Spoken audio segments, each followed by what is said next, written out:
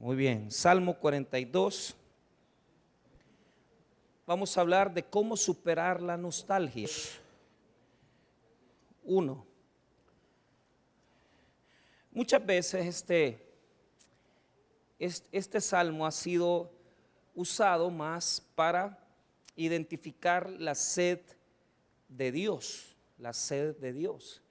La sed de Dios es una necesidad de aquella persona que se siente alejada de Él. Pero cuando revisamos el texto bíblico, nos damos cuenta que más allá que solo una sed, el texto revela el sentimiento de pérdida, el sentimiento. Entonces, vamos a leer esos versículos del Salmo 42. Vamos a leerlos. Padre, vamos a leerlos así. Y me presentaré delante de Dios. Fueron mis lágrimas, mi pan de día y de noche, mientras me dicen todos los días, ¿dónde está tu Dios? Me acuerdo de estas cosas y de en fiesta. ¿Por qué te abates, oh alma mía, y te turbas dentro de mí? Espera en Dios, porque aún he de alabarle, salvación mía y Dios mío. Oremos. Padre, te damos las gracias por esta noche podamos ser, Señor, fortalecidos con la enseñanza que tú tienes preparado para nosotros. Si alguno viene desgastado, herido por todos los conflictos de su vida, oramos, bendito Señor, que sea usted instruyendo nuestro corazón. Y amén. Muy bien, tomen asiento. El Salmo 42 realmente es un solo salmo con el 43 en el hebreo. Tanto el 42 como el 43 es un solo salmo. Pero en la traducción Reina Valera y en las demás traducciones, ¿verdad?, en la mayoría de ellas, aparece como un salmo independiente del otro. Pero las características son iguales. Yo no voy a llegar hasta el 43, pero para que usted tenga una idea, la misma declaración que hace el 42 en el versículo 5, ¿por qué te abates, oh alma mía, y te turbas dentro de mí? Verso 11, ¿por qué te abates, oh alma mía, y por qué te turbas dentro de mí? 43, 5, ¿por qué te abates, oh alma mía, y por qué te turbas dentro de mí? Es decir, es un solo salmo en el hebreo, pero por situaciones de estructura fue dividido. Ahora, para poder nosotros estudiar el Salmo 42, lo vamos a dividir en dos estructuras distintas. Del versículo 1 hasta el verso número 5, podemos ver la primera parte a la que yo he titulado la nostalgia. La nostalgia. Del verso 6 al verso número 11 podemos ver la superación de la nostalgia. Entonces, no es muy difícil porque los textos están claros y podemos identificarlos con facilidad. Pero sabemos perfectamente que es importante que veamos las ideas, porque desde el verso 1 al 5 parecería que el salmista está en una acción depresiva, en una acción que los eruditos le han hablado de ella como la oscuridad, porque realmente está en la noche de su tristeza. La cantidad de documentos que hay en la historia, como por ejemplo aquella noche oscura del alma, ¿verdad? Como por ejemplo el capítulo 3 de Job, que habla también de la oscuridad,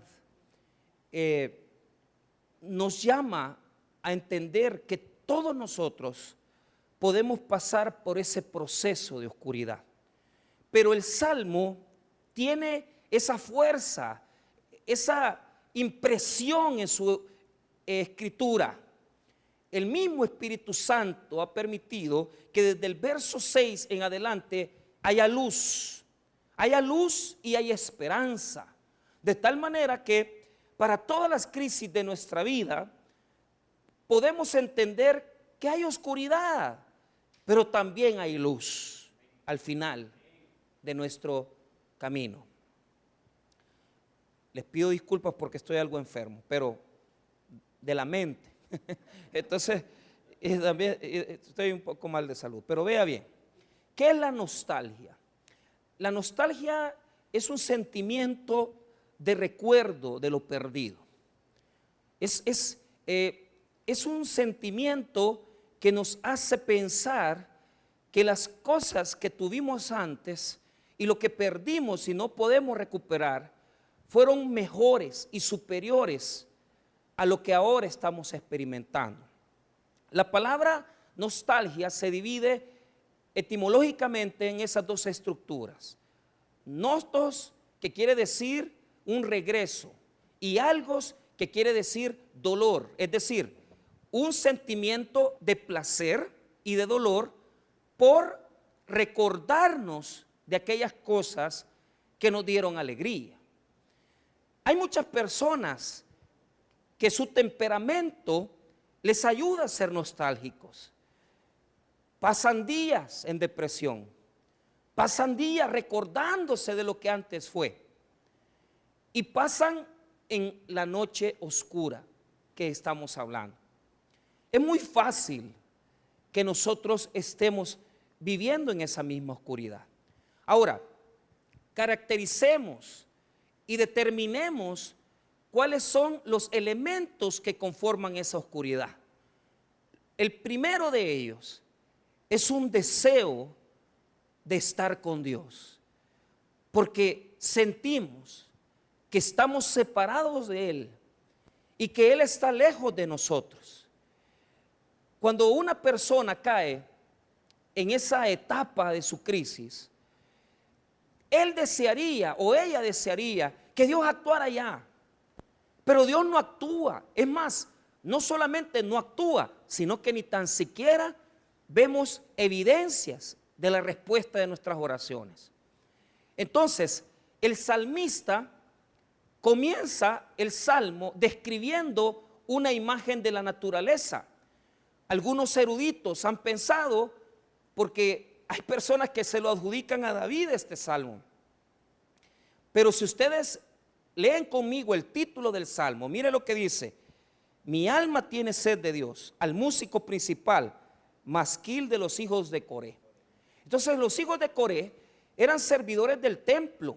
En una primera etapa aparecen después incluso de la caída del templo, y parece que lo que sí eran cantores, personas que se dedicaban a la alabanza del templo y conocían la adoración. Pero no se lo podemos adjudicar a David, porque realmente, ya lo vamos a ir viendo paso por paso, este salmista tiene primeramente una sed de Dios. Diga conmigo: una sed de Dios. La sed de Dios la experimentamos cuando hemos pecado. Sabemos que hemos fallado. Dios está tratando con nosotros y queremos regresar. Queremos que Dios perdone nuestras faltas. Entonces el salmista, como no sabe cómo expresar el dolor que tiene dentro, ve una imagen de la naturaleza y nota que hay unas siervas, porque esto sí lo quiero decir, en hebreo no dice como el siervo brama, no, en hebreo dice la sierva brama, y los eruditos piensan que es porque la hembra es aún más fuerte en su sentido de deseo, de sequía.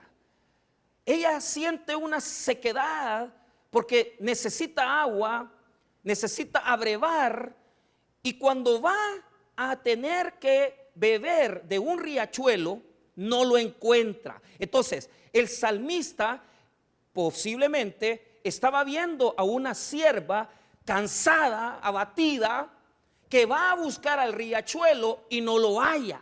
Diga conmigo, falsas esperanzas. Eso lo experimentamos constantemente.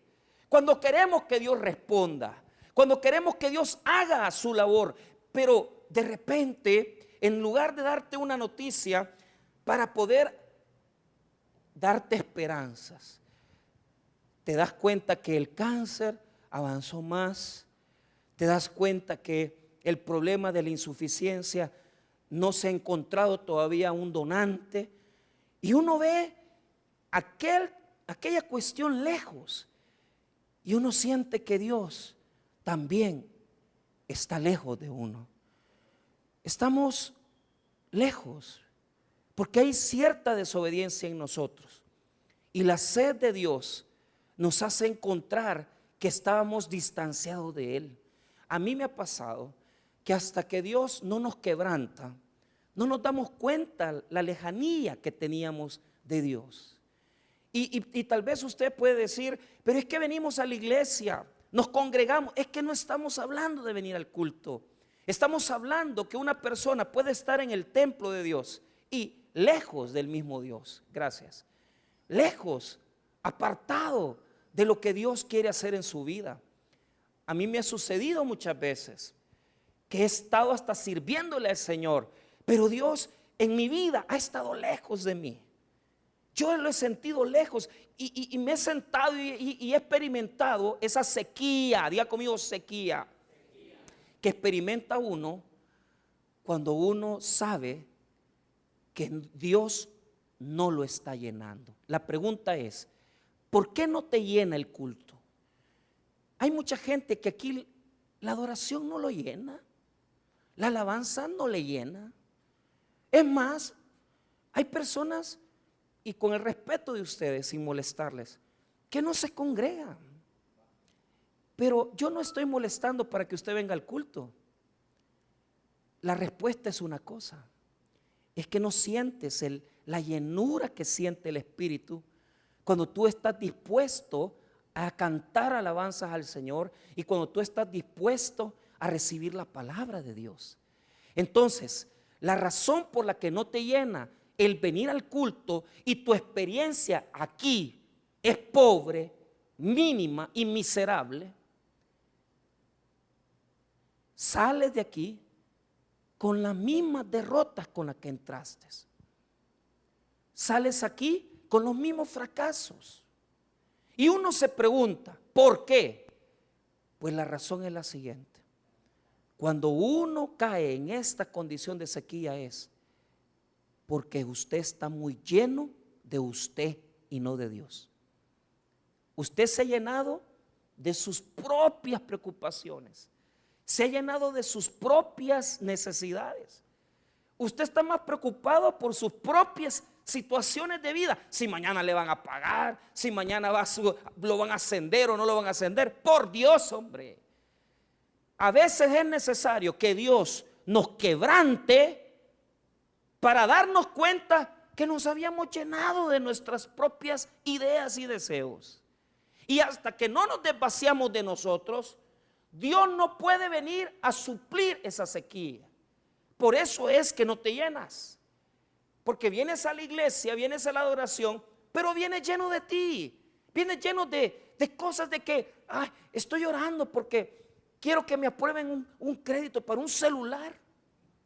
Quiero que Dios me ayude, ¿verdad? Porque estoy preocupado porque el Señor me tiene que ayudar a poder comprarle las llantas del carro. Está bien, o sea, yo sé que está bien eso. Pero ¿por qué no te preocupas más por dejar que Dios llene tu corazón, tu alma? Despojate de tus propias cosas. Despojate de tus propias prioridades. Deja que Dios fluya en tu vacío, porque ese vacío lo has llenado de ti mismo y no hay espacio para nadie, porque en tu vida lo más importante eres tú. Eres tú. Nada más te importa que tu vida. No te importa la vida de nadie más que solo la tuya. No te importa la vida de tus hijos, no te importa la vida de tu esposo, no te importa la vida de tu esposa, no te importa la vida de nadie. ¿Vos crees que yo no he experimentado esa sequía? Venir y predicar un sermón y sentirme peor de como yo venía. ¿Y por qué?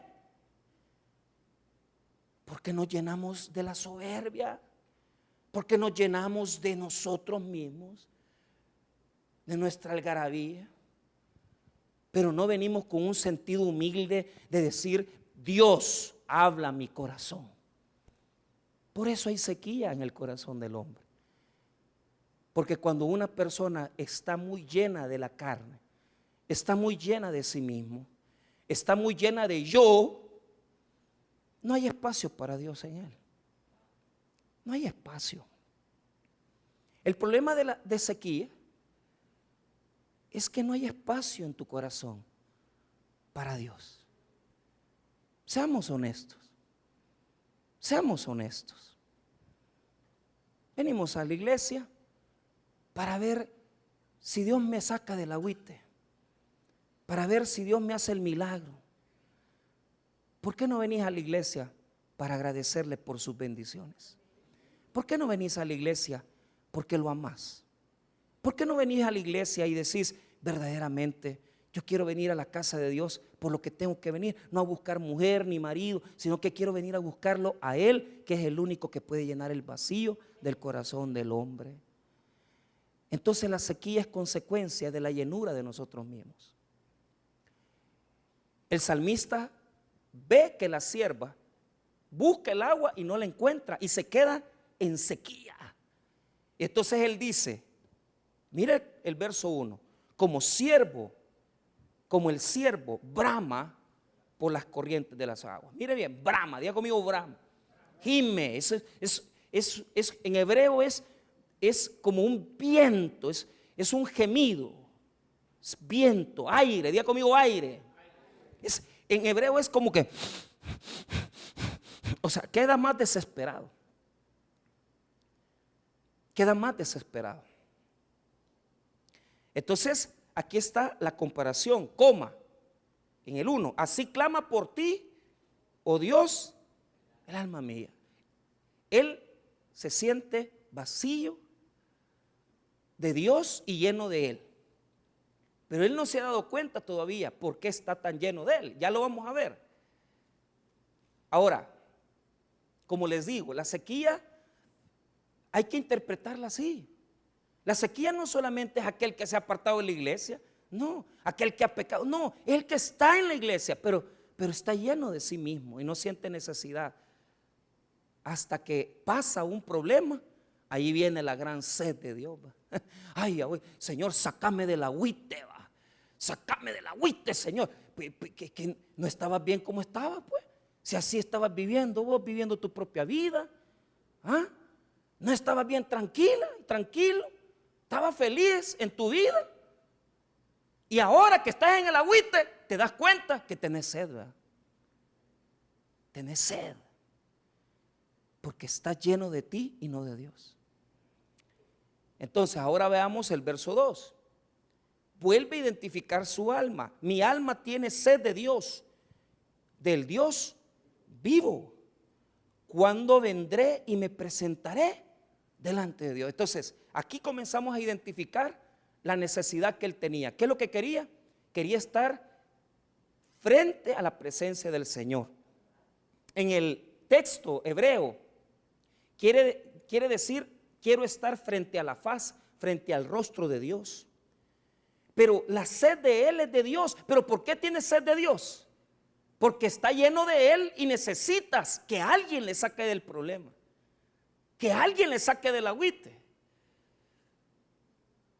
que alguien venga y haga algo por él.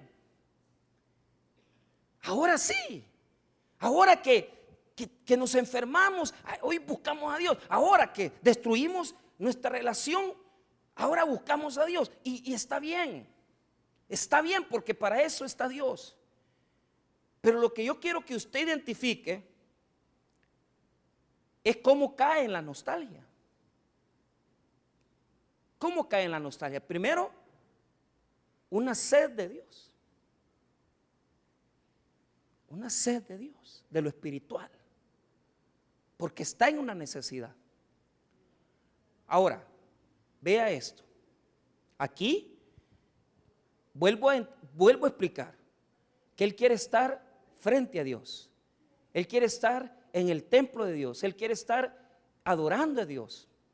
Ahora, vea aquí el camino de la nostalgia.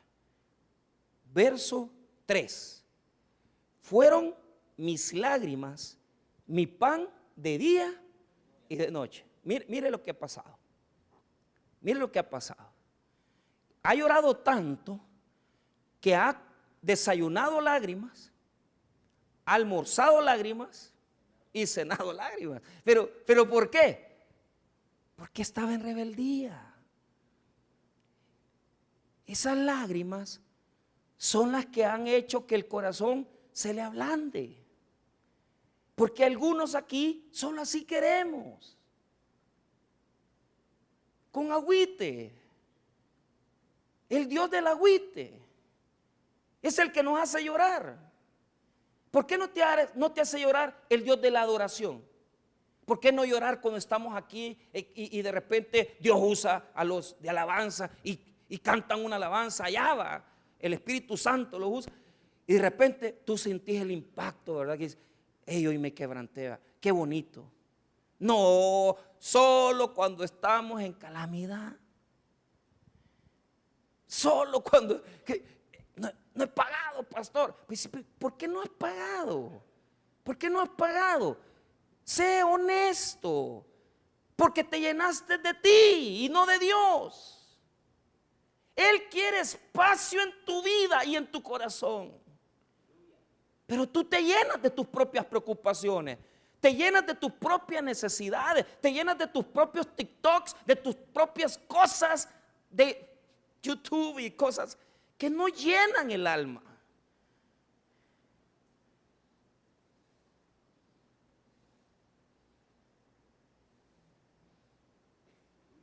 Ha caído en nostalgia. Porque esas lágrimas, mire lo que hizo con las lágrimas. ¿A dónde puso las lágrimas? ¿Las puso en la presencia de Dios? No. Mire dónde las puso. Verso 3, segunda parte. Mientras me dicen todos los días, ¿dónde está tu Dios? Los enemigos lo confrontan. Él llora. Pero ¿qué es lo que hace con las lágrimas? Fueron mis lágrimas mi pan de día y noche. ¿Por qué? Porque está en agüite. Y todavía en el agüite vienen más problemas. Porque están los enemigos que le dicen, ¿dónde está tu Dios? Y vos que no sos cristiano. Y vos que no vas al tabernáculo. Y vos que no estabas allá en la iglesia. ¿Ah? Llora, pero las lágrimas se las guarda en su propio corazón. Por eso se las come. ¿Sabe cómo se llama eso? Comerse su propio sufrimiento. Y hay mucha gente así, aquí, que solo comiendo dolor, tragando dolor. Ay, no. Y usted con la gran preocupación, con la tristeza, y solo chillando, y con aquella tristeza, ¿verdad? Hay gente aquí que yo nunca la he visto en victoria, ¿sí? Solo chillando, solo calamidades, solo líos.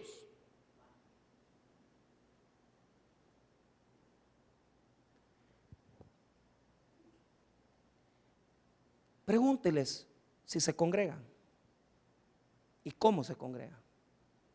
Pregúnteles. Pregúnteles. Es que Dios es fiel, hombre. Cuando usted busca al Señor y usted se llena del Señor, usted va a estar a veces pasando los grandes agüites, pero usted va a llorar con el Señor, frente al Señor, y va a derramar sus lágrimas frente al único que le puede consolar, que es Cristo, pero no se va a andar tragando los dolores, hermanos. cuando nosotros nos tragamos el dolor. Es cuando agarramos los grandes problemas y los guardamos nosotros y decimos, ay, hoy estoy emproblemado, grandes dificultades, y agüitado, y usted se le ve la cara, que usted anda triste, pues. Usted no la destraba, usted no la hace, hombre. No hay bendición. Hoy iba a las 4 de la mañana yo para San Salvador y el jefe, el fundador, ya recetándome. O sea, un sermón y me acuerdo cuando venía, porque recién veníamos de Honduras, de predicar donde el pastor Corcio en San Pedro Sula.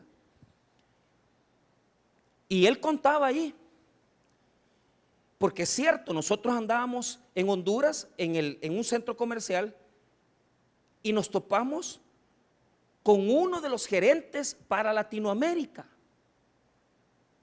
Entonces, pastor, Dios le bendiga, ¿qué tal? Que no sé qué. Y Corcio, cuando pastor se acuerda de este hermano, del ingeniero, no, le digo, ¿quién es? Se acuerda, este es el hijo de don fulano de tal, le digo. Este estudió allá, sacó su ingeniería en tal lugar y le han dado esta gerencia para Latinoamérica. Le pagan 2 viajes cada mes en avión desde Honduras para El Salvador. Pero ¿sabe dónde se forjó este muchacho? En esas sillas. Aquí no hay tales que usted me va a venir a decir que aquí no progresamos. Claro que progresamos. Si usted no progresa es porque usted no se ha agarrado de la mano de Dios, hombre. Es porque usted no quiere entender que sin obediencia no se puede agradar a Dios. No me venga a decir, ay, es que Dios me tiene amolado, es que Dios no me quiere, tengo sed de Dios. Mentira. Dios ahí está para usted. Pero usted se traga sus propios problemas. Usted es la llorona. Usted toda la vida chillando, toda la vida, ay, pastor, que aquí, que allá, dolor aquí, dolor allá, toda la vida, dolama en su vida. ¿Por qué no vivimos una vida de victoria? Es decir, Señor, gracias porque me has bendecido. Gracias porque estoy sacando adelante a mis hijos, pagándoles sus estudios, ya se van a graduar de profesionales y vienen más victorias todavía. ¿Sabe por qué? Porque Dios se encarga de mostrarnos que cuando hacemos las cosas del lado de Él, Él respalda nuestros caminos y se glorifica en nuestras vidas y en nuestras familias, hermanos. Él se glorifica. Él se va a glorificar. Él se va a glorificar en nuestros hijos. Se va a glorificar en nuestras familias. Porque Él es poderoso.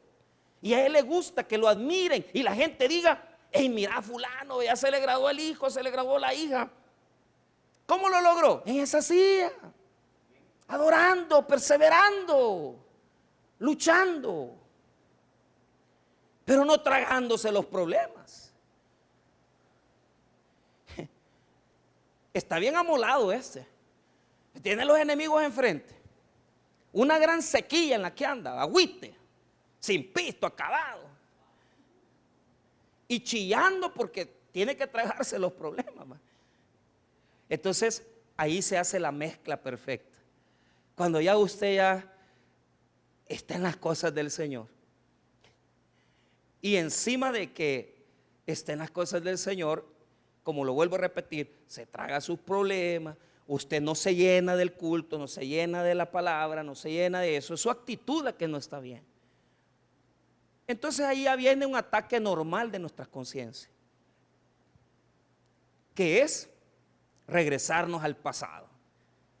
Y aquí es donde está más terrible la cosa, porque para mí es donde arrecia más la batalla.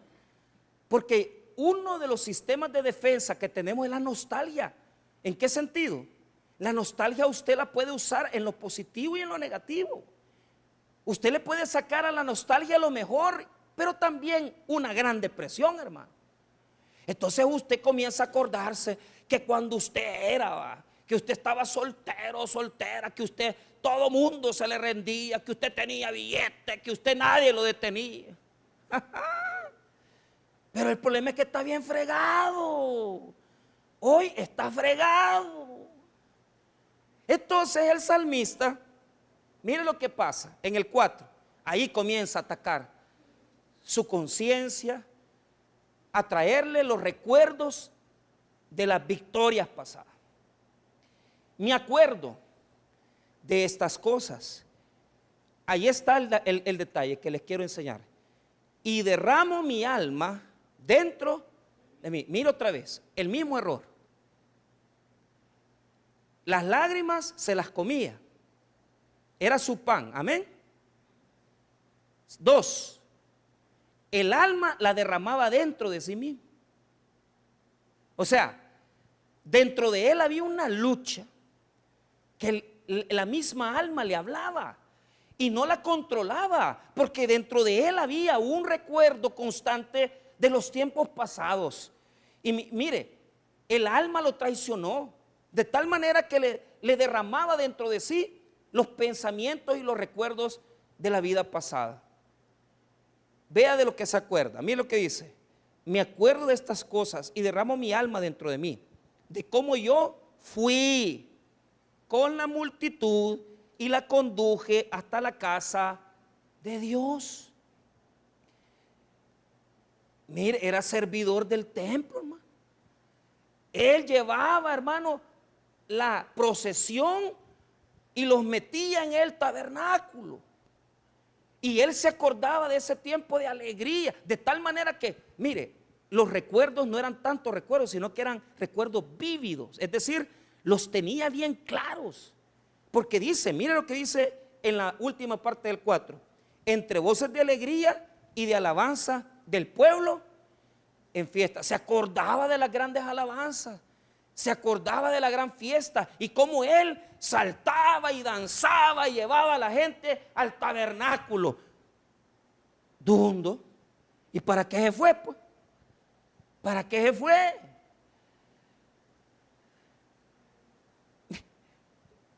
Se fue, ya no está ahí. Se apartó. Bien estuvieras, pero te fuiste. Te fuiste. Pero, ¿qué es lo que quiere expresar el texto hebreo? Lo que quiere expresar es el momento de alegría. Diga conmigo, el momento de alegría. Mire, recordarse de los momentos de más alegría en el pasado. O lo hunde o lo levanta, hermano. Pero lo más fácil es que lo hunda. Porque usted dice, uy, cómo yo, ¿verdad? Y cómo servía, y cómo yo tenía, y cómo yo era. Hombre, o sea, usted no puede vivir ahí. Usted no puede vivir ahí.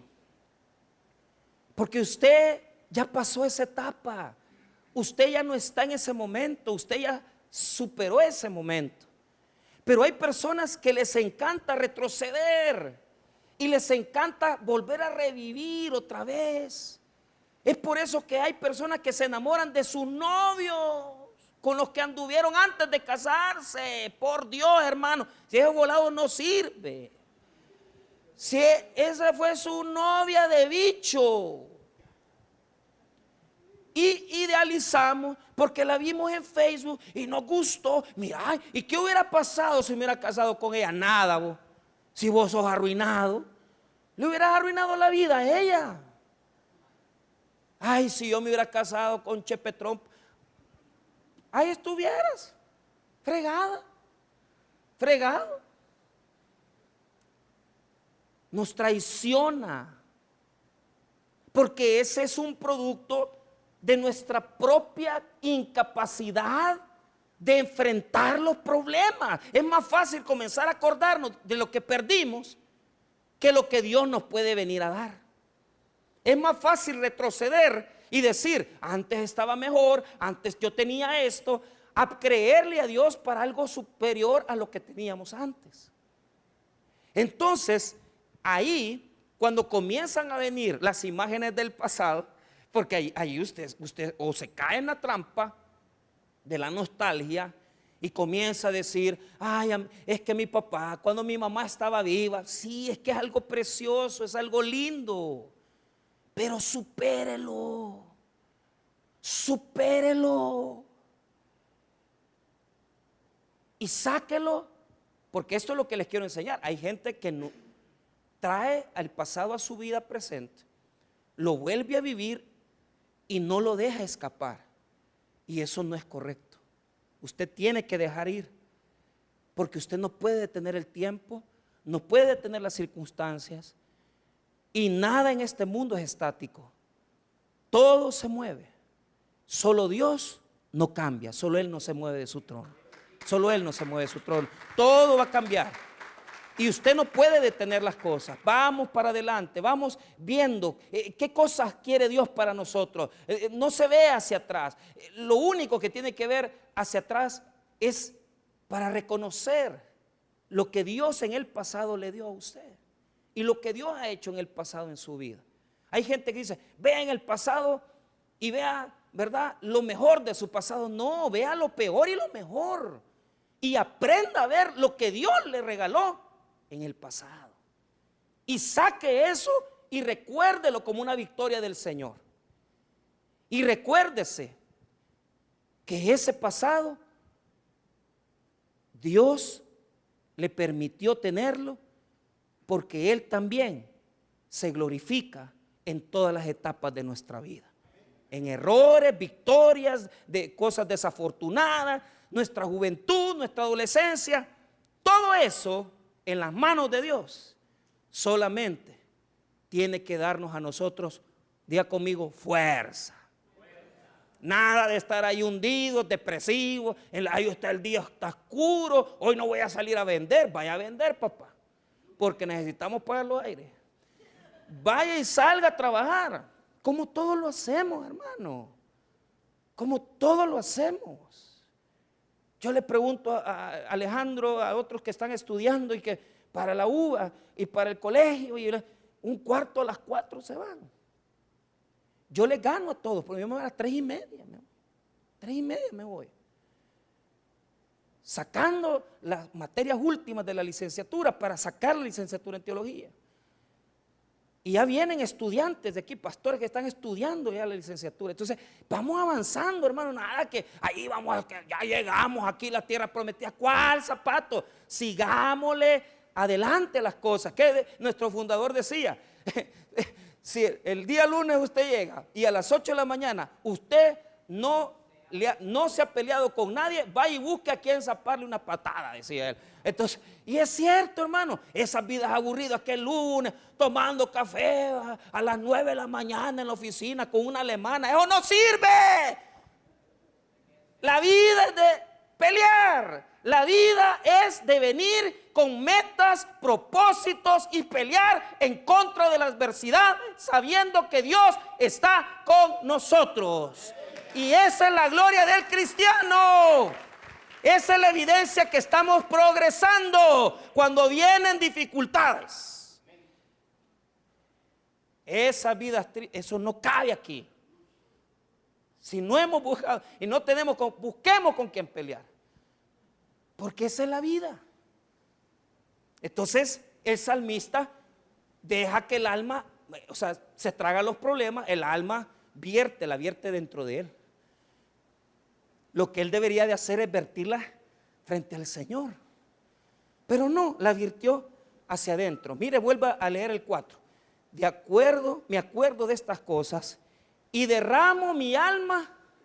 Imagínense, él tragándose sus propios problemas, él dejando que los recuerdos lo invadan. Entonces ahí tenemos el escenario de una depresión. Ahí pudiera hundirse, porque ya combinó varios elementos. Los problemas que tiene, de los que le dicen ¿dónde está tu Dios? La sequía espiritual en la que está por haberse llenado de sí mismo. La situación de estarse recordando del pasado, de los tiempos de victoria. Y cuarto, hermano, ese problema de tragarse los problemas. ¿Qué más quiere para entrar en una depre? ¿Qué más quiere para hundirse? Tiene todos los elementos para que usted se hunda. Pero ¿sabe qué hace el salmista? Mire lo que hace el salmista. Logra darnos a entender cómo tenemos que salir. Vea lo que dice el verso 5. Le habla a su propia alma, porque esto es lo que los hebreos hacían. Ellos pensaban que uno mismo se tiene que dar órdenes, uno mismo tiene que hablarle a su alma. Yo creo, hermano, que si la Biblia declara esas cosas, tenemos que hacer esos ejercicios de decirnos a nosotros mismos nuestras verdades, nuestras realidades. Vea lo que dice en el verso 5.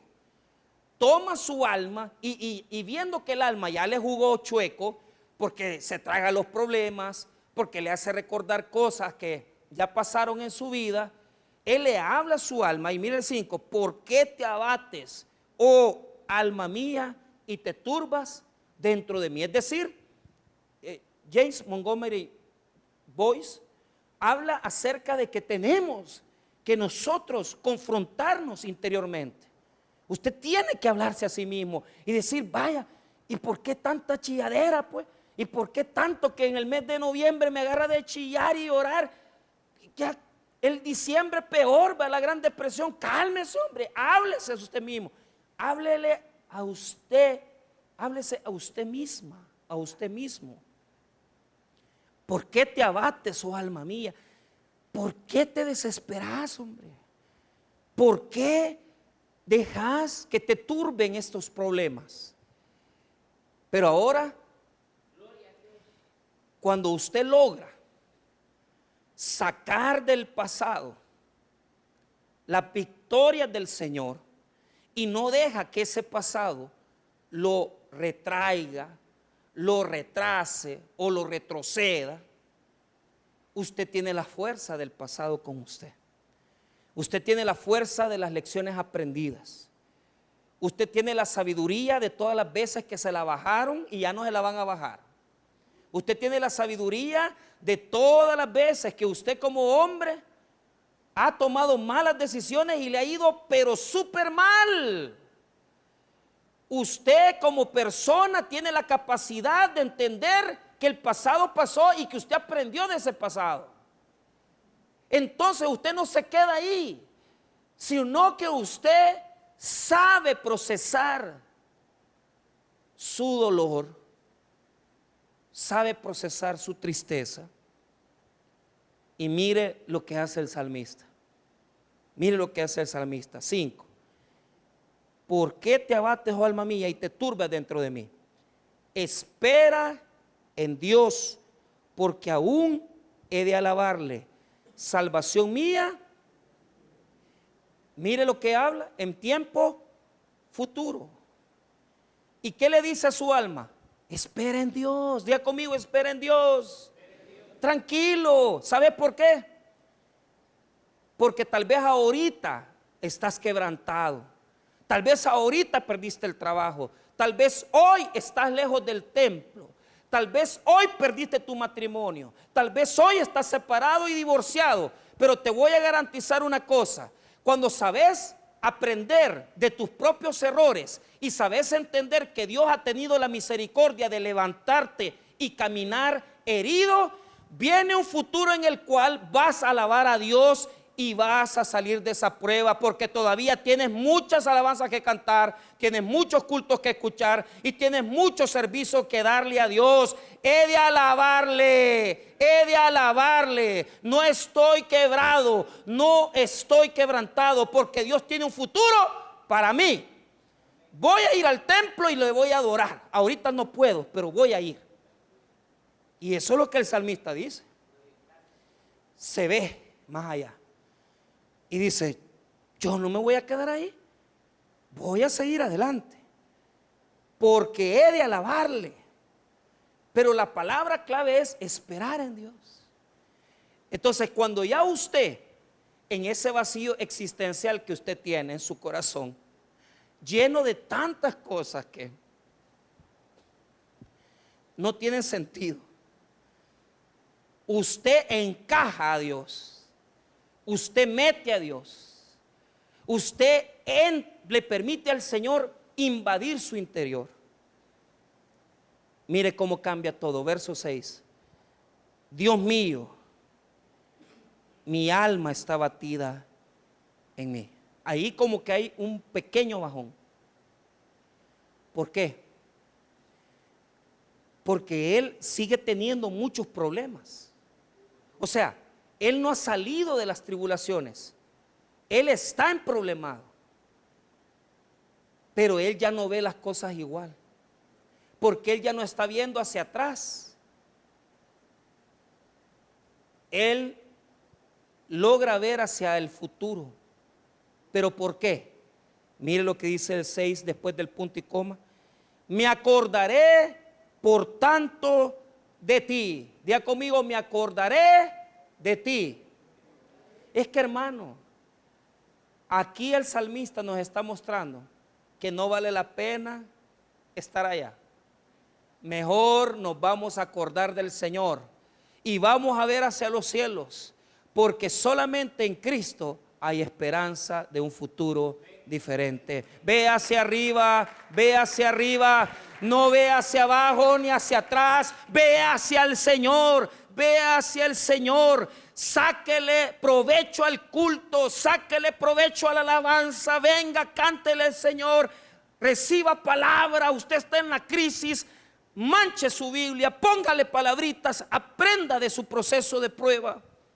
Y esa es la manera en la cual usted se está proyectando hacia lo que Dios tiene por delante para su vida. Y ojo, los problemas que ha pasado, pero con una nueva convicción, porque él ahora está convencido que no tiene que ver hacia atrás, sino que tiene que ver hacia dónde, hacia el Señor. ¿Le ayudan a qué? A enfrentar los problemas presentes. Él estaba bien lejos del templo, súper lejos, ya lo va a contar. Pero en ese lugar donde él está pasando unos grandes problemas. Pero aún ahí, lejos de la tierra prometida, lejos de la iglesia, él ya superó su problema, porque ha sabido ver en Dios que él es el que tiene su futuro en sus manos. No ve a otro lado, hombre. Poner la atención en otra pareja no es la salida. Poner la atención en ir al banco y pedir un crédito más para endeudarse más, esa no es la salida, hombre. Ve hacia Dios. Ve hacia Dios. Dependa de Él. Hágase un guerrero de la oración. Y usted va a comenzar a ver cómo su vida comienza a llenarse de aquellas cosas que Dios le quiere dar, pero que usted no las ha aprovechado porque usted estaba lleno de usted y no lleno de Dios. El salmista tiene problemas presentes y él los va a describir ahorita y con esto cerramos. Vea, él ya puso los ojos en el Señor. Él ya puso sus ojos en Dios. En el 6, me acordaré por tanto de ti. Pero mire dónde está. Desde la tierra del Jordán y de los hermonitas, desde el monte Misar. Diga conmigo, perdido. O sea, estaba lejos del templo, estaba pero lejos de las cosas de Dios. Allí, en la tierra del Jordán, es donde en estos montes, en el Misar, es donde el Jordán se alimenta. El Jordán se alimenta de las montañas del monte Hermón, de las partes más heladas. Entonces, el hielo y el agua bajan del Hermón y alimentan el Jordán. Entonces el salmista ve cómo las aguas descienden. Ahí está él, a la orilla de donde nace esa provisión de agua. Pero ¿sabe qué? En la primera parte del salmo él sentía ¿qué? Sequía. Y ahora ¿sabe qué le pasa a este señor? Se siente que se está ahogando, pero porque tiene demasiada agua, pero por dentro, porque ese es el cuadro de una persona emproblemada. Por dentro siente que se está ahogando en las aguas, siente que los abismos llaman a otro abismo. Vea lo que dice el versículo 7. Un abismo llama a otro a la voz de tus cascadas. Escucha lo que quiere decir. Un abismo llama a otro abismo en hebreo. Quiere decir algo así: una ola me cubre y después viene otra más. Un abismo llama a otro abismo. Abismo en hebreo es la misma palabra para mar. Entonces es como que una ola del mar te cubra y vos querás salir. Ya has sentido que te estás ahogando en el mar y vos querés nadar y viene una ola y viene otra ola, y por más que querás respirar no podés. Pero eso Él lo tiene en su corazón. Él siente que el agua ha entrado a su vida. Él se siente ahogarse. Él siente que no va a salir. Fíjese que los padres de la iglesia, la patrística y los primeros siglos de la iglesia, interpretaban este abismo como que las profundidades de Dios llaman a las profundidades del hombre. Y yo creo que el texto se puede interpretar igual, porque cuando uno está en lo más yuca de su crisis, es cuando uno conoce las profundidades de Dios. Usted puede tener cientos de kilómetros, años en el evangelio. Puede tener 20 de extensión y no tener ni 3 metros de profundidad. Así le pasan a muchos que tienen años de ser evangélicos, pero de profundidad con Dios no tienen nada. ¿Sabe por qué? Porque con Dios es de profundizar. Y la única manera de profundizar es cuando pasamos por las crisis y los problemas de la vida. Este hombre, casi la nostalgia le robó su futuro, pero él tomó las fuerzas para enfrentar esos abismos y aprendió sus lecciones. Y mire lo que dice el 7, en la segunda parte: todas tus ondas y tus olas han pasado sobre mí. Es decir, está totalmente hundido. Pero aquí es donde él nos demuestra que su actitud es diferente. ¿Por qué? Porque ahora él tiene esperanza. Diga conmigo: esperanza. Cuando estaba en la nostalgia no veía nada, pero ahora que ve a Dios, mire lo que mira en el 8. Pero de día mandará Jehová su misericordia, y de noche su cántico estará conmigo, y mi oración al Dios de mi vida. Diga conmigo: ya viene la mañana, viene el amanecer de la misericordia de Dios. ¿Sabe por qué, hermano?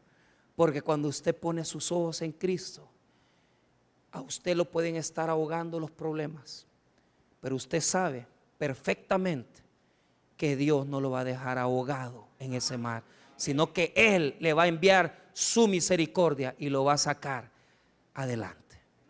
Hermanos, al final el salmista supera la crisis, pero les dejo esta reflexión. ¿Qué es lo que aprendemos de este salmo? Mire el 11. ¿Por qué te abates, oh alma mía? ¿Y por qué te turbas dentro de mí? Espera en Dios, porque aún he de alabarle, salvación mía y Dios mío. No te hundas. No te hundas en el pasado. Húndete en las profundidades de Cristo. No te hundas en tu pasado, no te hundas en tus recuerdos, ni te hundas en tu depresión. Húndete en las profundidades, en los abismos de Cristo, porque Cristo quiere inundar tu vacío y llenarte de su presencia para que tú tengas fuerza para enfrentar el futuro de bendición que Él te tiene preparado, hermano.